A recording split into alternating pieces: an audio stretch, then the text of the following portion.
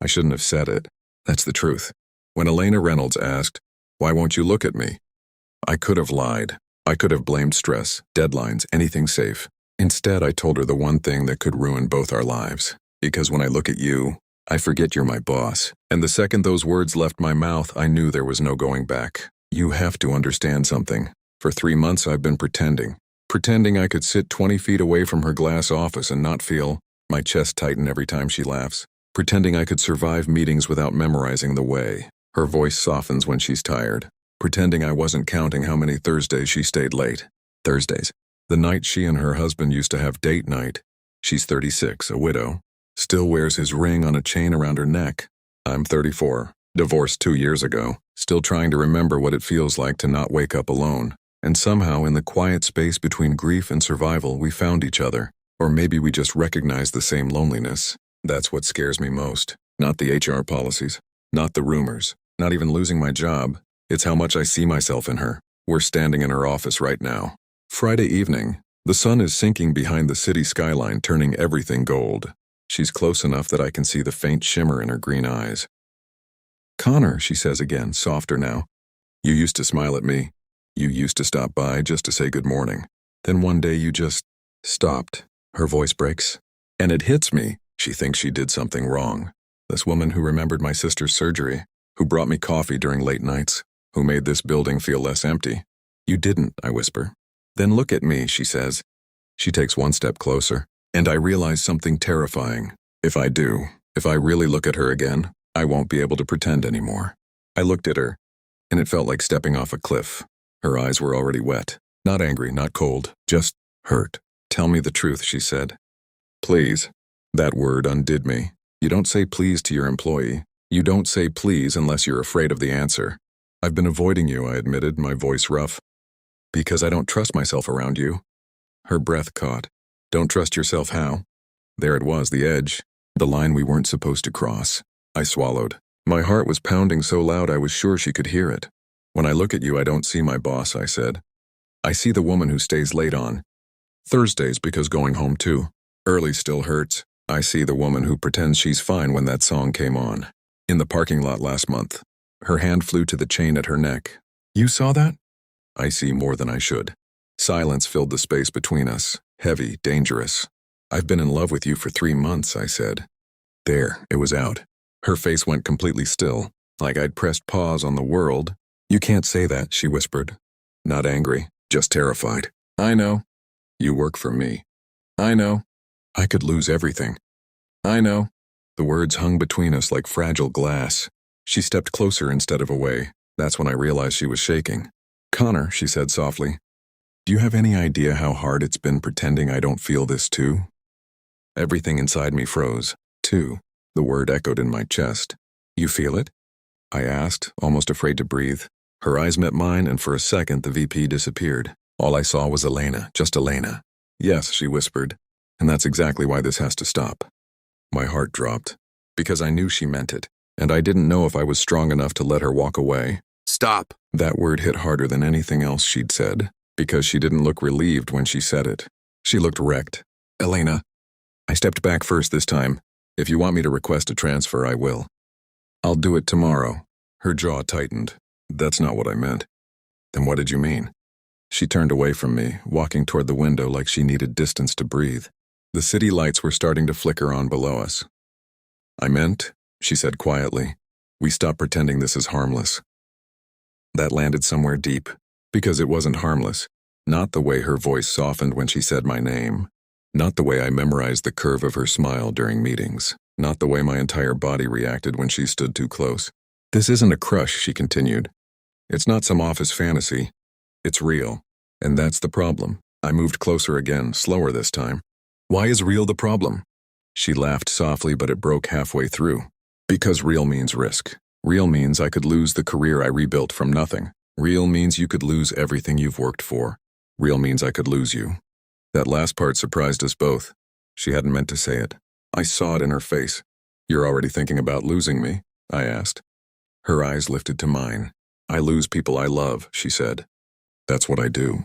There it was, the fear under everything. Not policy, not gossip, not HR, grief. Marcus wasn't just her past. He was the proof that love ends in devastation. I stepped closer until we were only inches apart. You didn't lose him because you loved him, I said softly. You lost him because life is cruel. Tears spilled over her lashes. And what if loving you ends the same way? She whispered. I didn't have an answer. Because that's the part no one talks about. Love is never safe. And for the first time since my divorce, I realized something terrifying. I was willing to risk it anyway.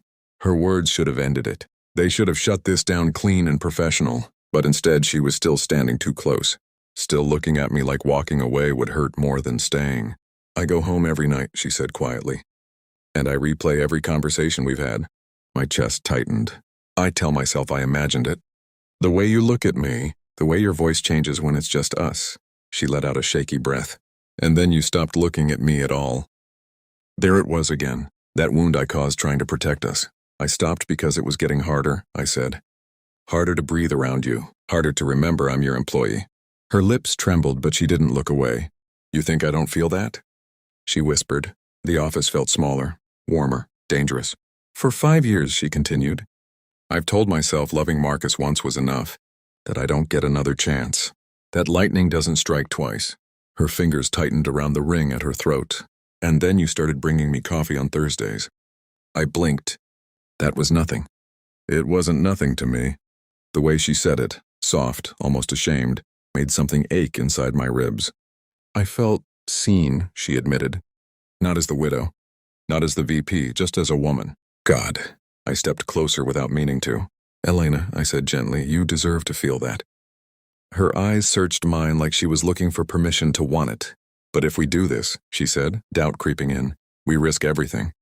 Your job, my reputation, the respect I've fought for. I know. And what if I panic? She added suddenly, what if I wake up one day and grief swallows me again? What if I hurt you? That was the real fear. Not policy, not gossip, loss. I'm already risking my heart standing here, I said. So are you. Her breath hitched. And for a moment, just one, I thought she might kiss me. Instead, her phone buzzed loudly on her desk. We both jumped. She looked at the screen, and all the color drained from her face.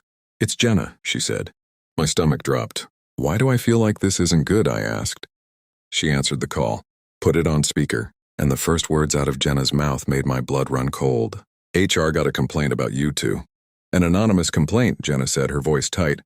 It says there's an inappropriate relationship between a VP and her direct report. My ears started ringing. Inappropriate. We hadn't even touched. Elena straightened automatically. VP mode, controlled calm. What exactly was reported? She asked. That you two act different around each other. That Connor can't look at you in meetings. That you get flustered when he speaks. That the tension is obvious. My chest burned. 3 months of trying to hide it, and somehow everyone saw. It doesn't matter whether anything happened, Jenna continued. Perception is everything. HR's starting interviews Monday. Elena's hand found the edge of her desk. I could see the tremor she was fighting. What are the consequences? She asked. Silence on the other end. At minimum, one of you gets transferred, Jenna said. More likely, Connor gets let go. Your senior leadership. He's replaceable. Replaceable. That word hit harder than it should have. I understand, Elena said quietly. After she hung up, the room felt smaller, like the walls had leaned in to listen. This is my fault, I said immediately. I should have kept my distance. I should have shut this down. Don't, she snapped. Not angry, fierce. She walked around the desk and stood in front of me. I am not going to pretend this is something shameful, she said. We didn't manipulate anyone. We didn't abuse power. We felt something. Her voice softened. And I'm tired of living like feelings are crimes. God, the strength in her scared me almost as much as losing her. You could lose your reputation, I said.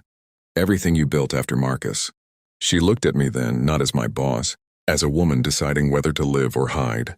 I already lost my life once, she whispered. I will not lose it again because I'm afraid. I didn't know whether to feel hope or panic, because loving her suddenly wasn't just risky, it was going to war. And Monday was coming. I'm going to HR first, she said. The certainty in her voice made my pulse spike. Elena, no, she cut in softer this time. If there's going to be a narrative, we control it. We tell the truth. We disclose feelings. We request a department change. You'd step down, I asked. A flicker of doubt crossed her face. That was the first crack. I don't know what it will cost yet, she admitted. But I know I'm done pretending. My chest tightened. This wasn't just about us anymore. This was about her rebuilding a life after losing Marcus. And I was asking her to risk it again. What if they don't approve a transfer? I said. What if they just cut me? The word hung there. Cut. Disposable? She stepped closer, close enough that I could feel her breath. You are not expendable, she said firmly. That's not how corporate works. That's not how I see you. There it was again. That spark. Not loud, not reckless, just steady. I don't want you sacrificing your career for me, I said. I've only been back to feeling like myself for a few months. I don't want to ruin that for you. Her eyes softened. You didn't ruin anything, she whispered. You reminded me I was still alive. God, the vulnerability in that almost undid me. But then doubt crept in. What if this is just grief talking? I asked quietly. What if I'm just the first man who made you laugh in 5 years? Her expression shifted. Not hurt, honest. I've asked myself that every night, she admitted. And every night the answer is the same. She reached for my hand, not as my boss, not as a widow, just Elena. It's not grief, she said. It's you. Before I could respond, the office door handle turned. We both froze, and when it opened, the last person either of us expected stepped inside, Robert Barrett, the CEO, and he did not look surprised. I thought it was over. 6 years of work gone. Elena's hand slipped from mine so fast it almost hurt. Mr. Barrett, she said, already composed, already stepping back into VP posture. But her eyes betrayed her. He closed the door behind him, quiet, deliberate. I forgot my phone, he said calmly. Heard voices. My throat went dry. How much had he heard? All of it. The confession. The fear. The way she said it's you. I assume, he continued, looking between us. This has something to do with the complaint HR received. So he knew. Of course he knew. Elena straightened. Yes, sir. And I was planning to disclose. My wife died 7 years ago, he interrupted. That wasn't what I expected. The air shifted. He walked toward the window, hands clasped behind his back. Cancer, he said quietly. 32 years together. Elena's posture softened just slightly. I buried myself in this company after she passed. Told myself loving once was enough. His voice wasn't corporate anymore. It was tired. 2 years ago, he continued. I met someone who made me feel alive again. My chest tightened. And I let her go, he said simply. Because it was complicated. Because I was afraid. Because it wasn't convenient. Silence wrapped around us. She moved to Boston last month, he added.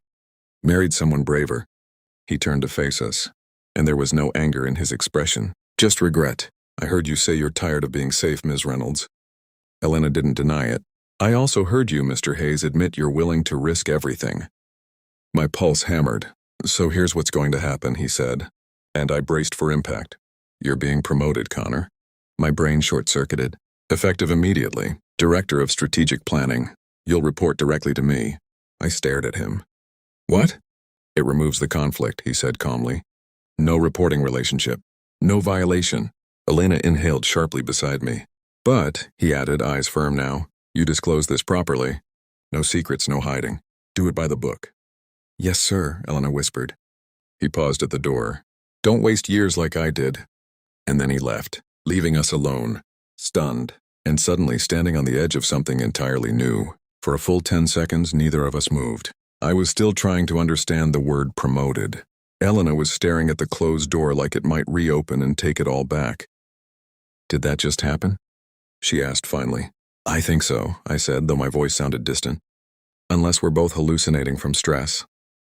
She let out a shaky laugh. And then she started crying. Not quiet tears, not composed VP tears. Full, trembling, can't-breathe tears. I crossed the space between us before I could think. Elena, I whispered. She looked up at me, eyes wide and vulnerable. He didn't fire you. No. They're not transferring you out of state. No. Her fingers fisted in my shirt. You're staying. I'm staying. The relief that hit her body hit mine too, like we'd both been holding our breath for months. But then something else moved through her expression. Fear. This doesn't make it easy, she said. People will talk. They'll say I used my power, that you only got promoted because of me. I don't care what they say. I do, she said softly. Not for me. For you. There it was again, that protective instinct. You built your reputation here, she continued. You deserve to earn every step without anyone questioning it. I will, I said. I'll work twice as hard if I have to. She searched my face like she was looking for cracks. for doubt. Instead, she found something steadier. Are you sure? She asked. Because this is real now. No hiding behind almost. I stepped closer. I've been living behind almost for 2 years, I told her. Almost healed. Almost happy. Almost over my divorce. I touched the chain at her throat gently. And you've been living behind almost too. Her breath trembled. I'm scared, she admitted. So am I. That was the truth. Not fearless, not dramatic. Just two people choosing something uncertain. Slowly, like she was crossing a line she'd drawn herself. Elena reached up and cupped my face. And this time, she didn't hesitate. When she kissed me, it wasn't reckless. It wasn't rushed. It was careful. Like we were both testing whether this was real or just something fragile that might disappear. Her lips were warm, soft, slightly trembling. For a second, I forgot how to breathe. Not because of desire, because of relief. She pulled back first, her forehead resting lightly against mine. Okay, she whispered almost to herself. Okay. That word meant more than yes. It meant I'm choosing this. You can still change your mind, I said quietly. Before Monday. Before HR, before this becomes public. Her eyes opened. No, she said. Not fierce this time, certain, but I need something from you. My chest tightened. Anything. I need you to promise me this isn't about saving me. The words caught me off guard. What? I've survived 5 years alone, she said. I don't need rescuing. I don't need someone to fix my grief. If you're choosing me, choose me because you want me, not because I'm lonely. That hit deep, because part of me had wanted to be the one who healed her. I'm not trying to save you, I said honestly. I'm trying to build something with you. She searched my face again. And if this gets hard? She asked. It will, I said. And if I have days where I miss Marcus so much it feels like I can't breathe? Then I'll sit with you in it. And if people whisper? If your promotion gets questioned? I'll prove them wrong. There was a long pause. Then she nodded. Okay. But just as we started to breathe again, her phone buzzed. A calendar notification. Monday 9 a.m. HR meeting. Reality. She looked at the screen, then back at me. After that meeting, she said quietly, there's no going back to what we were. I held her gaze. I don't want to go back. But deep down, one question still lingered. What if choosing each other meant losing something we didn't even see coming? Monday morning felt like Judgment Day. I barely slept. Every worst-case scenario ran through my head on repeat. Termination letter, whispers in hallways. Elena sitting across from me forced to say this was a mistake. By 8:55 a.m., we were outside the HR conference room. Not touching, not even standing too close. Professional. But the space between us felt charged. She looked calm. Too calm. You don't have to do this, I said quietly one last time. You could say it was a misunderstanding. She turned to me. If I walk in there and lie, she said softly, I go back to surviving. That word again. Surviving. I don't want to survive anymore, she added. I want to live. The door opened. The meeting lasted 45 minutes. Policy questions, disclosure forms, a formal review of the new reporting structure. Robert Barrett had already submitted the promotion paperwork. HR wasn't warm, but they weren't hostile either. It was clinical, controlled, and when it ended, we were officially compliant, officially transparent, officially allowed. When we stepped back into the hallway, Elena let out a breath she'd been holding for months. That's it, I asked. That's it, she said. But then something unexpected happened. People looked at us, not with scandal, not with shock, curious, maybe, but not cruel. Jenna walked past and gave Elena the smallest smile. Supportive. I realized something in that moment. The fear had been louder than the reality. Elena turned to me once we were alone near the elevators. We did it, she whispered. Yeah, I said. We did. She reached for my hand. Not secretly, not hidden, just openly. And for the first time since my marriage ended, I didn't feel like I was replacing anything. I felt like I was beginning again. 6 months later, she said yes. A year after that, we stood in the same office where she once asked why I wouldn't look at her, and this time I didn't look away, because loving her didn't cost me my life. It gave me one. And if she ever asks again why I look at her the way I do, I'll tell her the truth, because now I never want to forget she's mine.